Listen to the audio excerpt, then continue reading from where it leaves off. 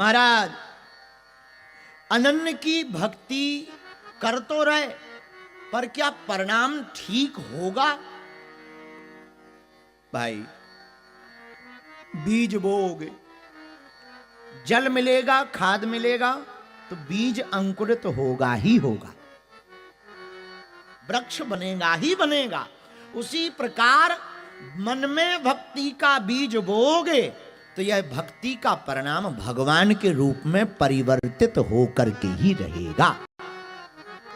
कोई नहीं रोक सकता, प्रभु की प्राप्ति होगी ही होगी। पर हमको प्राप्त क्यों नहीं हो रहे? हमको प्राप्त इसलिए नहीं हो रहे कि तुम अन्न में पड़े हो, अनेक में पड़े हो, इसलिए अटक नहीं रहे, भटक रहे। हम लोग अटक नहीं रहे, क्या कर रहे? भटक रहे। भटक रहे इसलिए तो तुम खटक रहे। अटक नहीं रहे, भटक रहे इसलिए तो तुम खटक रहे। अरे भाई भटको नहीं, अटको। अटकोगे।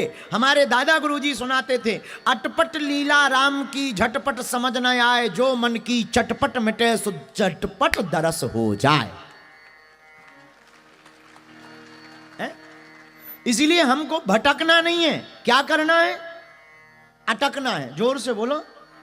तो आज की कथा का सूत्र पहला, हमें अन्न की भक्ति नहीं, अनन्य की भक्ति करनी। दूसरा सूत्र आज की कथा का, हमको भटकना नहीं है, क्या करना है? अटकना है। अटकना कहां? प्रभु के चरणों में, हनुमान जी के चरणों में। अच्छा, अब एक और बात, अटकने का मतलब क्या है? रुकना। अच्छा महाराज, अगर रुक गए, भक्ति में पड़ गए, तो बाल बच्चे कौन पालेगा? ठठरी के बारे। तुम नहीं रहोगे तो क्या तुम्हारे बच्चे पलेंगे नहीं? दास मलूक जी कह गए, अजगर करे न चाकिरी, पंछी करे न काम। दास मलूका कह गए, सबके दाता। अजगर काम नहीं करता, पंछी काम नहीं करते, पर क्या भूखे रहते हैं? बोलिए। वो भी भूखे नहीं रहते, उन्हें भी खाने को मिल जाता है। जब उनको खाने को मिल जाता है तो ये सिद्ध हो गया, भगवान भूखा उठाता है, सुलाता नहीं है। लेकिन एक बात और, आज की हमारी सुन लीजिए कान खोलकर। हम तुम्हें यह भी नहीं कहना चाहते कि तुम काम छोड़कर भक्ति के मार्ग में आओ। हम तुमको यही कहना चाहते, अनन्य भक्त कौन है? जो कार्य कर रहा उसी को पूजा मानना चाहिए, उसी को भगवान की पूजा। तुम जो कर रहे वही भगवान की पूजा है।